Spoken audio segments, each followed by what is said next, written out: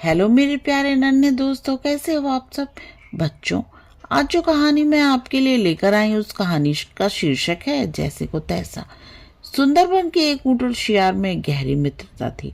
एक दिन शियार ने कहा, ऊँट भाई, थोड़ी दूरी पर खरबूजों का खेत है, क्यों ना हम वहाँ दावत खाएं।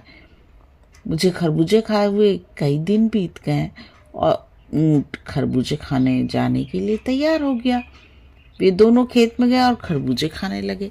जल्दी जल्दी खा पीकर शियार को राहत मिली, लेकिन ऊँट अभी भी खरबूजे खाने में व्यस्त था। खरबूजे खाने के बाद शियार खेत में एक पेड़ के नीचे बैठकर हुआ हुआ जैसे आवाजें निकालने लगा। ये देखकर ऊँट ने कहा, मित्र, ये क्या कर रहे हो? अगर खेत का मालिक आ गया तो क्या होगा? शियार ने कहा, क्या करूं मित्र, मुझे खाने के बाद गाने की आदत है। अगर मैं नहीं गाऊंगा तो खाया पिया हजम ही नहीं होगा। ये कहकर वह फिर हुआ जैसी आवाजें निकालने लगा। शेर की आवाज सुनकर खेत का मालिक वहां पहुंच गया और ऊँट को खरबूजे खाते देख उसे एक डंडे से पीटने लगा। ऊँट को पीटता देख शियार वहां से भाग गया। इसी तरह ऊँट भी अपनी जान बचाकर भागा और थोड़ी ही देर में ऊँट भी जंगल में पहुंच गया। ऊँट ने शियार को पेड़ के नीचे आराम करते देखा।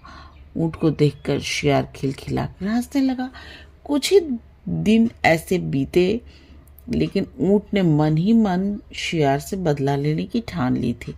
एक दिन ऊँट ने शियार से कहा, मित्र, चलो नदी में घूमने चलते हैं। शियार ने कहा, लेकिन मुझे तैरना नहीं आता। ऊँट बोला, कोई बात नहीं, तुम मेरी पीठ पर बैठ सकते हो। शियार जाने के लिए तैयार हो गया। वो ऊँट के पीठ पे बैठ गया। ऊँट गहरे पानी में चला गया और गोते लगाने लगा। शियार बोला, मित्र, तुम ये क्या कर रहे हो? ऐसे तो मैं पानी में डूब जाऊंगा। ऊँट बोला, तुम डूबो या तैरो, पानी देखकर मुझे डुबकी लगाने की इच्छा होती है। यह कहकर ऊँट फिर गोते लगाने लगा। इस बार पानी का बहुत तेज था और शियार उसमें बह गया। उसने बहुत कोशिश की, लेकिन ऊँट ने ध्यान नहीं दिया। कहानी से बच्चों हमें यही सीख मिलती है कि कुटिल स्वभाव वाले लोग प्रेम की भाषा नहीं समझते।